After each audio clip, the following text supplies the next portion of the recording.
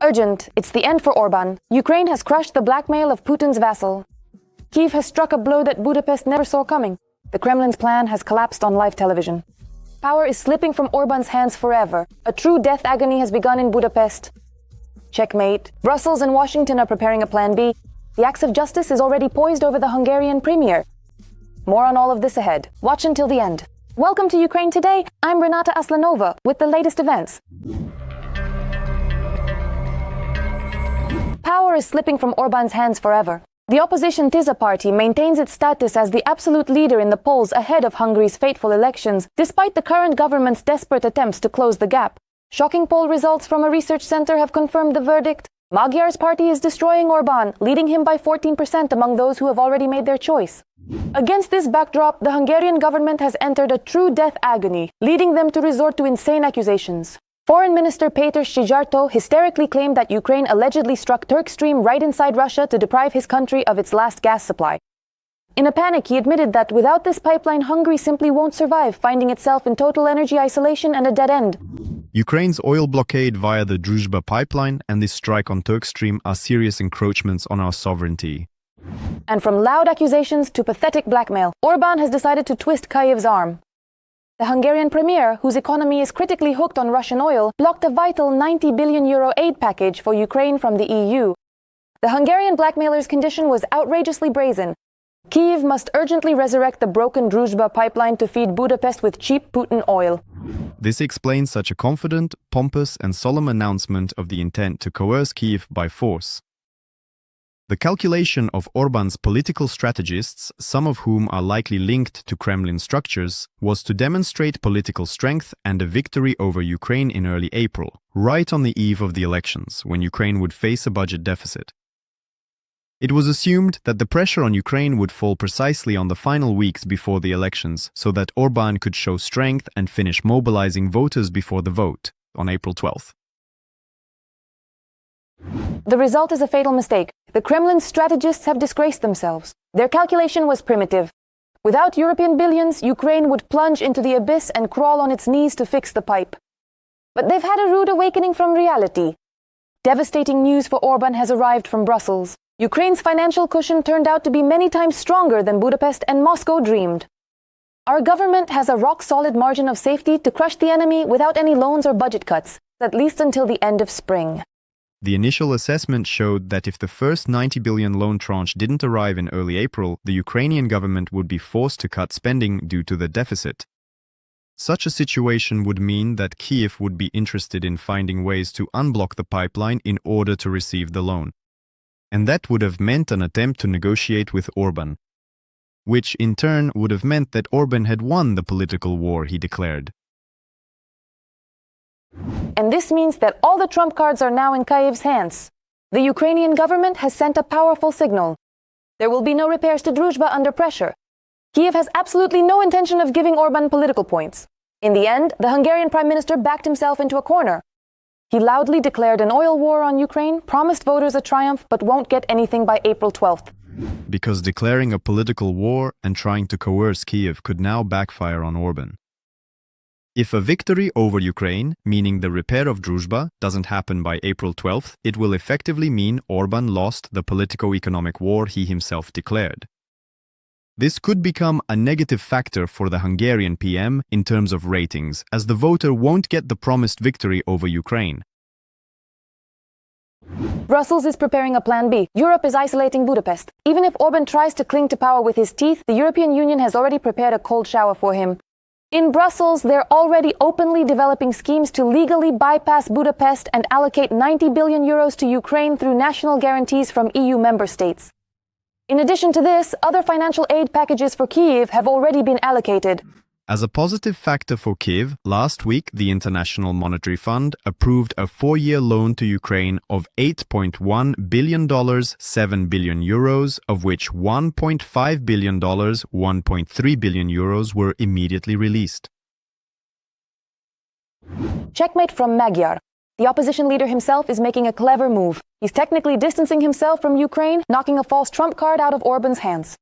And he's hitting the government where it hurts most, total corruption.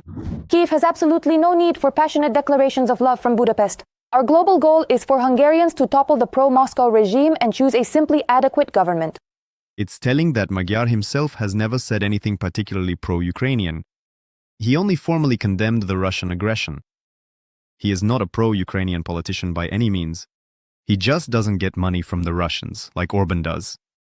Secondly, Orban's entire game is based on his identification with Ukraine. Take away that argument, and that's it. Orban's campaign will fall apart. The finale of this political adventure is beautiful. Orban tried to use Ukrainian dependency to save his seat, but in the end he received a massive slap in the face. The pipe is empty, and Europe will find and deliver the loans for Ukraine anyway. And the Hungarian PM himself stands on the threshold of the most humiliating defeat of his career. Ukraine has once again proven to the world that it doesn't negotiate with terrorists and blackmailers, but simply breaks their plans over its knee. Breaking news. Political shock. Kyiv has made Budapest feel trapped. Orban has come under pressure. Ukraine is demonstrating uncompromising confidence and a clear strategy. No concessions to Putin's vassal. Budapest's political scheme is falling apart at the seams. The intrigue grows with every passing minute. Orban's problems are only just beginning. See all the details coming up next. Despite Hungary formally vetoing a €90 billion financial loan for Ukraine, Orban's attempted blackmail attempt will not succeed. The pro-Kremlin politicians' tactics have backfired, and Ukraine has enough funds to hold out until the elections in Hungary. Brussels expects Ukraine to face a budget deficit only at the end of next month, a few weeks later than was originally anticipated. As Kyiv hopes, Hungary will lift the veto after the key parliamentary elections on April 12th, which could oust the Kremlin-loyal Prime Minister, Viktor Orban. At first, European Union officials had anticipated that the available funding for Ukraine would be exhausted in the early part of April, specifically when the initial payout of €90 billion from the fund was scheduled to be released. However, Budapest has blocked this plan. Elections will be held in Hungary on April 12th, and according to recent polls, Orban is set to lose. The opposition Seizure party has increased its lead among voters who have made their choice by a margin of 12%. Currently, 50% of voters say they support Tisza, while only 38% of people indicate support for Orban's Fidesz party. Viktor Orban, realizing he's trailing the opposition in the polls, isn't being helped by Donald Trump's support.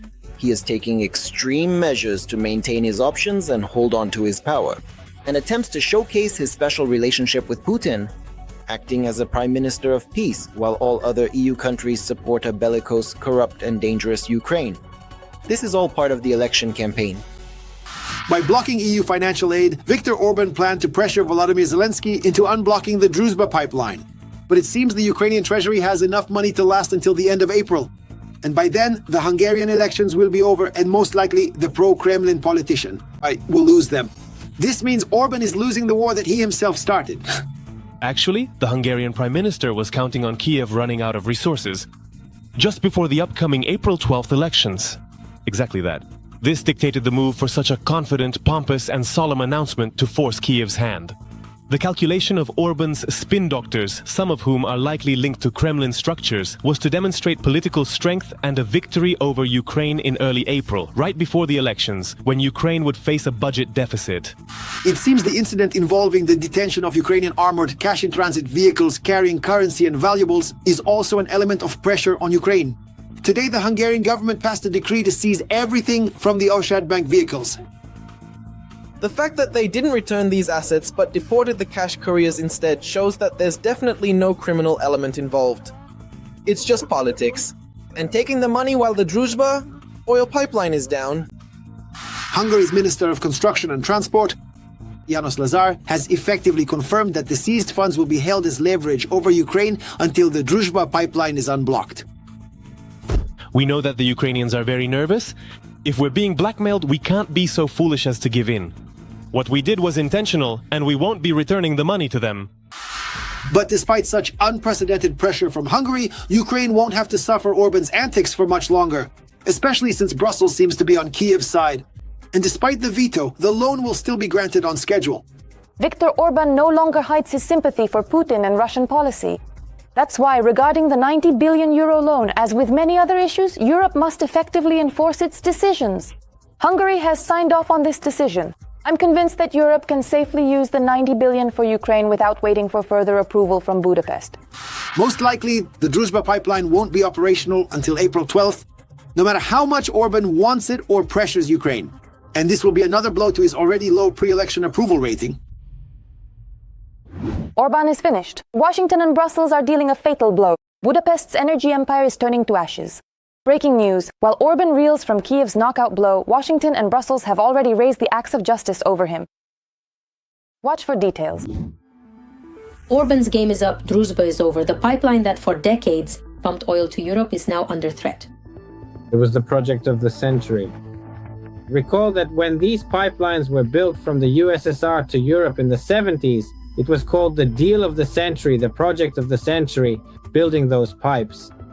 Now it's time to abandon this project of the century. The EU and the US continue to phase out Russian energy, planning a total gas import ban by January 2028, while Russian oil's share has already dropped to 3%. The European Commission's strategic goal remains unchanged, ending all raw material imports from the Russian Federation by the end of 2027.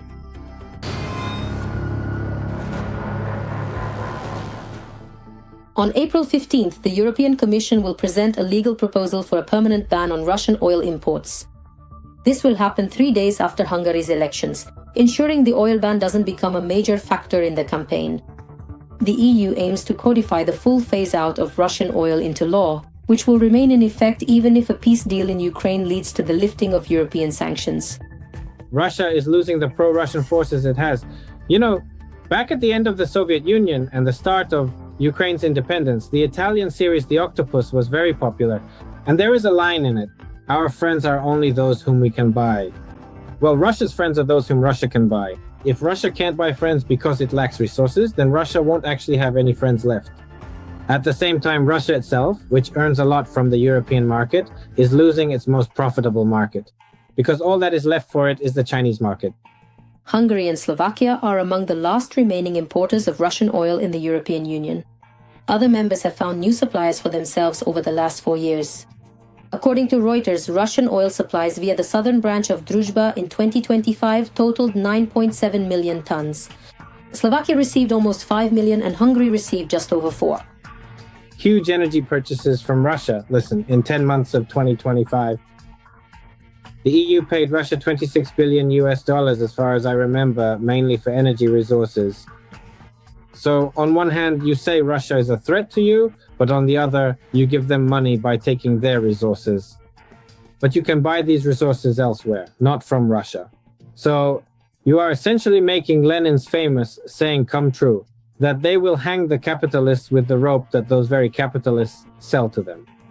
Hungary gets Russian oil 15 to 20% cheaper than it could get it from other sellers.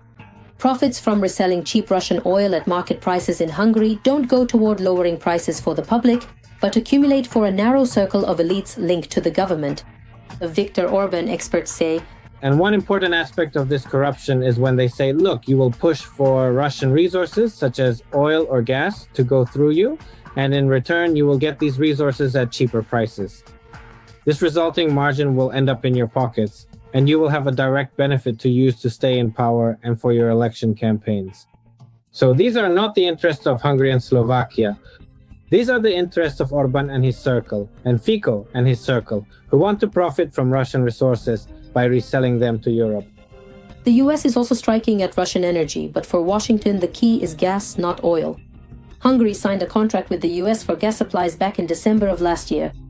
If the southern branch of Druzhba is finally closed and Hungary switches to American gas and nuclear fuel, it will not only hit Kremlin revenues but also remove the last levers of energy blackmail. The Soviet strategy inherited by Russia is to make Europe dependent on it through this so-called gas needle. So, just like addicts get hooked on drugs from these needles, it's the same with the gas issue.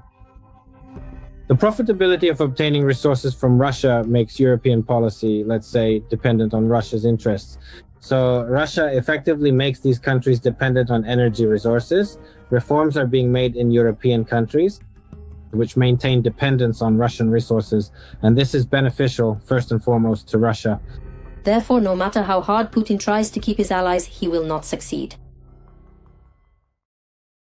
Every voice matters. Join our community, support independent journalism and help us bring you the truth from Ukraine. Become a member of Ukraine Today. Join us now. Urgent, Hungary has crossed the line. Diplomatic explosion in the center of Europe. Orban goes all in, demands and ultimatums. But Ukraine has already prepared a tough response. Zelensky laid his cards on the table. They didn't expect this in Budapest. What is actually happening behind closed doors? Watch. Hungarian political pressure on Ukraine has reached its peak. Pro-Russian Prime Minister of Hungary, Viktor Orban, threatens to force Kyiv to act on his terms by force. And it seems has already moved to action. The pressure is truly unprecedented, but it all came to this point precisely thanks to the persistence and unwavering consistency on the part of Orban and his ruling clique. One can even say so boldly. On the night of March 6th, it became known that Hungary groundlessly detained 2 vehicles of the Oshad Bank cash collection service and 7 Ukrainian citizens, employees of the cash collection team. This happened in Budapest, and the Ukrainians were carrying out regular transportation of foreign currency and bank metals between the Ukrainian and Hungarian banks. The cars were carrying $40 million, 35 million euros, and 9 kilograms of gold. Minister of Foreign Affairs of Ukraine, Andriy Sybiha, stated that the Hungarian authorities effectively took Ukrainians hostage and stole the money. Contact with Oshad Bank employees has been lost. Their current status is unknown. Ukrainian consuls are not allowed to see the kidnapped cash collectors. According to media reports, citing sources, the vehicles are located in a closed area of the Hungarian Anti-Terrorist Center, controlled by the Ministry of Internal Affairs. At the same time, the Hungarian Tax Service confirmed the detention of 7 Ukrainian citizens. They stated that they suspect the Ukrainians of money laundering. A criminal case has already been opened on this fact. The Ministry of Foreign Affairs of Ukraine calls on its citizens not to travel to Hungary after the detention of cash collectors and the theft of state bank property in Budapest.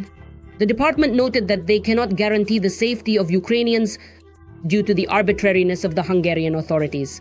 He accuses a country that has become a victim of aggression, of aggressiveness towards Hungary, although this is an outright lie and in general obvious, since he has become an explicit agent of Kremlin influence.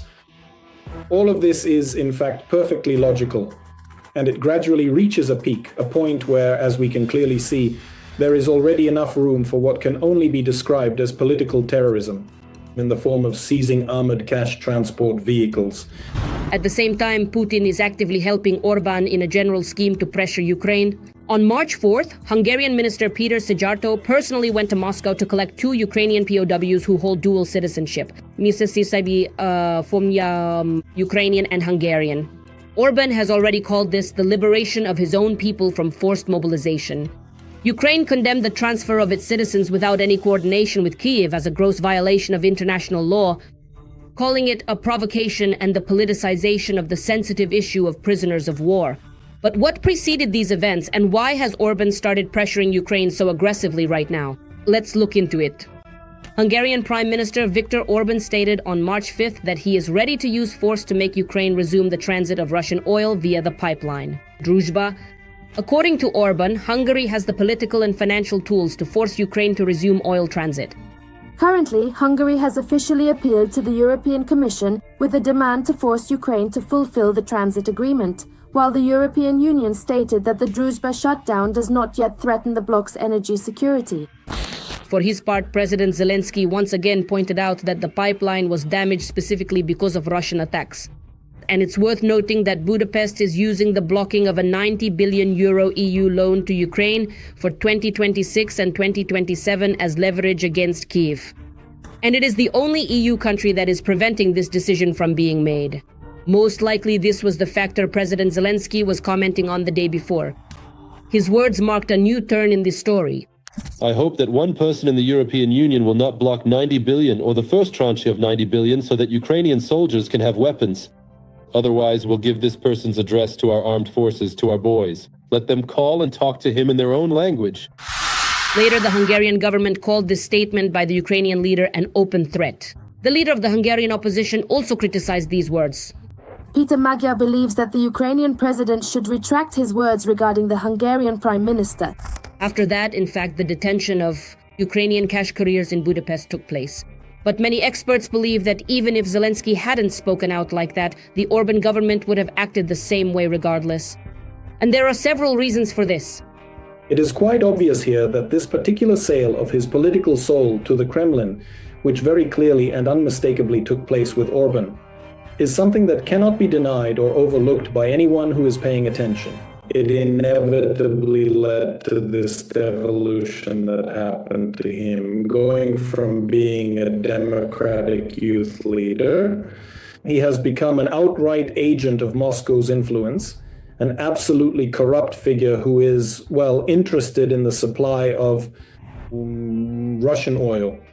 And over the past 4 years, he has done nothing to diversify this. Well, since it is actually a direct benefit for him, so this is also, as we have discussed before, a completely and totally logical outcome. And all this is against the backdrop of the April elections to the Hungarian parliament, which are crucial for Orban. In the context of the elections, when for the first time since 2010, there is a threat of losing power for Orban, who is, well, clearly an autocratic ruler, and who, starting somewhere around 2012, has had problems with the European Union since, well, he clearly violated its principles and the principles of democracy. So he, yes, naturally, in this struggle, he is following this kind of path. It is obvious that as long as Hungary's government has the pro-Russian politician Viktor Orban, Ukraine will always face pressure from Budapest. But will Ukraine and its partners be able to counteract this, and will Orban stay in power? Only time can provide the answer to these questions. And what do you think about the latest events? Write your opinion in the comments, like the video and stay up to date with all the main news. More to come.